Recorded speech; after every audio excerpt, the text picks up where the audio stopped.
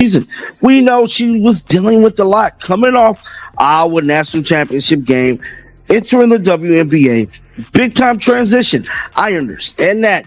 But we also have to hold these WNBA referees accountable because they played a big factor in the assault Caitlin Clark took for the 2024 season because they did not call a bunch of calls that should have been fouls, bro. The WNBA's referee issues are becoming impossible to ignore, and Caitlin Clark's rookie season is at the center of the controversy. I'm about to show you footage that will completely change the way you see her challenges in the league. From unfair technical fouls to obvious missed calls, the pattern is concerning, and here's why it matters. No matter how much Indiana upgrades its roster or coaching staff, nothing will truly improve if the officiating doesn't change. Yeah, we know the Indiana Fever front office did everything they had to do, put the right pieces around Caitlin Clark, make sure they make it far in the playoffs, and possibly get a WNBA championship. Clark's experience isn't just about her. It highlights bigger problems that could impact the future of the entire WNBA. Prime example, what really made me start thinking about this was the DJ Currington situation. They didn't call nothing on that for her poking Caitlin Clark in the eye, and that really had me thinking like, damn, how many times did they actually, drop the ball and didn't call stuff against Caitlin? Ever watched a basketball game and felt like the refs were unfairly singling out one player? That's exactly what happened to Caitlin Clark last season, and I've got the proof to back it up. When Clark joined the WNBA, viewership skyrocketed, breaking records across the board. But while the spotlight was on her, something strange was going on with the officiating. Caitlin got called for a technical for hitting the back of the backboard, but somebody viciously clotheslined her. We're not getting a call for that. And I just wondered, if they would have done it a little different, just start calling stuff for people assaulting Caitlin Clark, that would have kind of minimized the pressure and minimized the assault I believe she would have took for the 2024 season. And going into this new season, once again, they're held responsible, bro. The story around Clark's rookie season was all about her adjusting to the physicality of the pro game, but that doesn't tell the full story. Time and again, refs ignored obvious fouls. She took hard hits on drives, got shoved on jumpers, and was knocked around off the ball. Remember that offensive foul call on June 13th against Seattle? Clark made a routine dribble move, but the whistle still blew. Even the commentators were confused. I'm not seeing the foul there. One said as the replay showed barely any contact. Second personal. Let's take a look. I think we ought to be able to see it from this angle. I don't see how that's an offensive foul to me. Now, that was called an offensive foul on Caitlin Clark. Do we all remember that play? How was that an offensive foul, bro? How remotely is this right here an offensive foul, dog? How? Like, I'm just not getting that. But that was the call that was put on Caitlin Clark. This wasn't just a one-time thing. It was a pattern. Watching her season felt like seeing an unfair game play out in real time. The footage makes it clear. Clark was officiated differently. Players like Aja Wilson and Brianna Stewart made the same moves and got favorable calls, but when Clark did it, she was the one getting whistled for a foul. I am not letting up on them damn WNBA referees because they are the biggest haters when it comes to Caitlin Clark, bro. I know we got haters everywhere, but nobody is worse than these WNBA referees. Defenders played Clark differently because they knew they could get away with extra contact. They bumped her on drives, crowded her landing space on jumpers, and hand-checked her nonstop without any consequences. Unnecessary. Kennedy Carter. Seattle, and all of a sudden, we're pretty close. This has been as close as it's been all second quarter long, 44. With Clark's usage rate and how often she attacked the basket, she should have been getting to the free throw line way more. Averaging just 3.7 free throws per game is ridiculous. Other rookies with similar playstyles got nearly twice as many chances at the line, while Clark missed out on dozens of free throws she should have rightfully earned. Because there was also a stat that came out a few weeks ago that said Caitlin Clark received 17% of the WNBA's flagrant fouls this season, and 80% of those flagrant fouls were committed by the Chicago Sky against Caitlin Clark. The impact wasn't just in the numbers. Adjusting to a faster, more physical league is tough on its own. But realizing the refs are calling the game differently for you makes it even harder. It throws off confidence, decision-making, and rhythm. And as the season went on, it only got worse. Once defenders saw they could get away with extra contact, they took full advantage without any repercussions. When you have the face of your league getting nearly 20% of all flagrant fouls called against her, that is an issue. And that's not just an issue that the players have to work out. That is from top down. That goes to the commissioner level. Like, that is the level that needs to control these kinds of things. The way Caitlin was targeted went from bad to outright dangerous. And I'm not exaggerating. There's footage of her getting absolutely leveled on drives to the rim, and the rest didn't call a thing. How does that even happen in professional basketball? Take a look at this. To pick up Caitlin Clark from the second she touches the basketball. That's what Burton did there.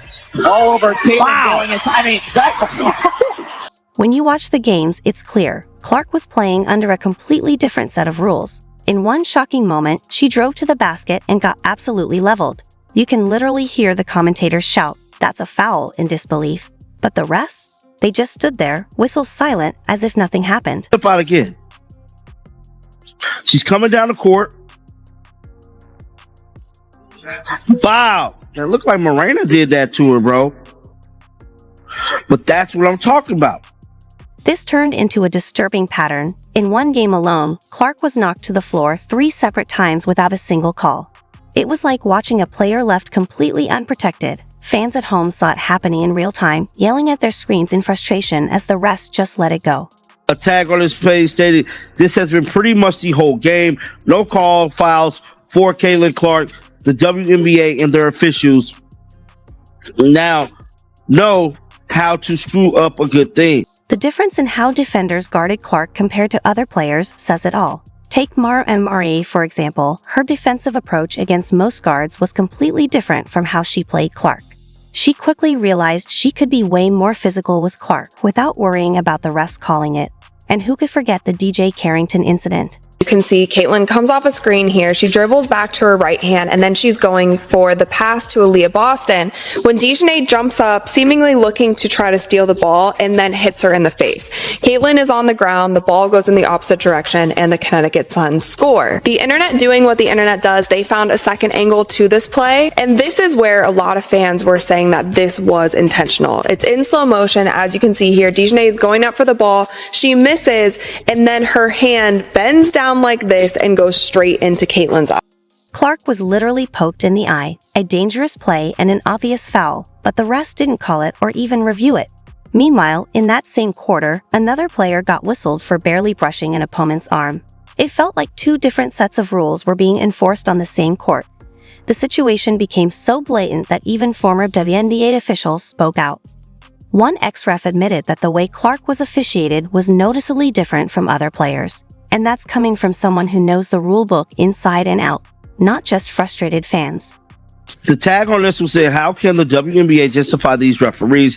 Caitlin Clark gets blatantly fouled twice, no call. I guess that's the playoffs, but these are bad." What happened wasn't just a few missed calls. It was a pattern that put Clark's safety at risk. Every no call gave defenders more confidence to push the limits, and some plays looked more like football tackles than basketball defense. When refs don't step in, the physicality only escalates. What starts as extra contact quickly turns into dangerous plays that have no place in the game.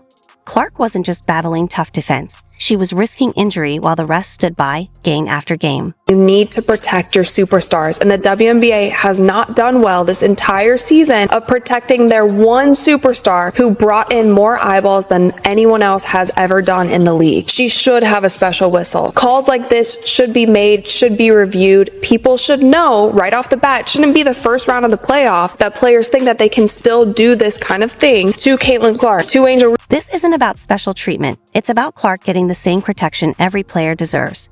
Basketball is a physical game, but there's a big difference between tough defense and the dangerous plays she endured without any calls. The refs weren't just letting the game flow, they were letting things go too far. Not calling some of these fouls and not cracking down on some of these cheap shots and hard fouls that are so excessive, not only against Caitlin Clark, but against other players as well. You see compilations of them online. Not cracking down on these are going to turn people off to watching the WNBA, and it's not going to allow the league to grow and people to be more excited in players other than Caitlin Clark. Fair officiating is the bare minimum every player deserves. But what happened with Duwana Bonner proved Clark wasn't even getting that. Have you ever seen a more obvious shooting foul go completely ignored, while commentators were literally shouting about it in real time. The push was so blatant it makes you wonder what it would actually take for a ref to blow the whistle. This was the smoking gun that exposed everything. It's Clark, 3 to shoot. Gonna have to hoist from the logo. An air ball. And Clark wanted a foul. Felt like Bonner ran into her. But a shot clock violation. Now Bonner and Clark get into it. Oh, this is what the people was talking about with DeWanna Bonner. When Bonner blatantly pushed Clark on her three-point attempt, entering her landing space and making contact, it should have been an automatic foul. Protecting shooters is a fundamental basketball rule designed to prevent dangerous, career-threatening injuries when players are at their most vulnerable. Missing that call wasn't just a mistake. It was the clearest example of the double standard Clark faced all season. No foul was called. It's Clark, 3 to shoot. I forgot about this one. What makes the Bonner incident even more frustrating is how often this exact foul gets called for other players. The rule couldn't be clearer. A defender cannot enter a shooter's landing space or make contact during the shooting motion. It's basic basketball. Yet, when it happened to Clark, the rest stayed silent. This when Caitlin Clark got a tech, I think. They got it on Caitlin Clark. That would not go against Boston. That's a. Oh no, this was the flop. Yes, I remember this. This right here was the biggest flop ever. Frustrating ball here. Frustrating ball. Way too much separation. Yes, she flopped on that when it got. Then came the moment that finally made everyone wake up. After missing a shot, Clark tapped the backboard out of frustration, something countless players do. But this time, the ref immediately hit her with a technical foul, saying it was disrespectful to the game of basketball. Seriously? Take a look. Are you kidding me? What does it say about the sport when a harmless reaction gets punished while other players get away with so much more?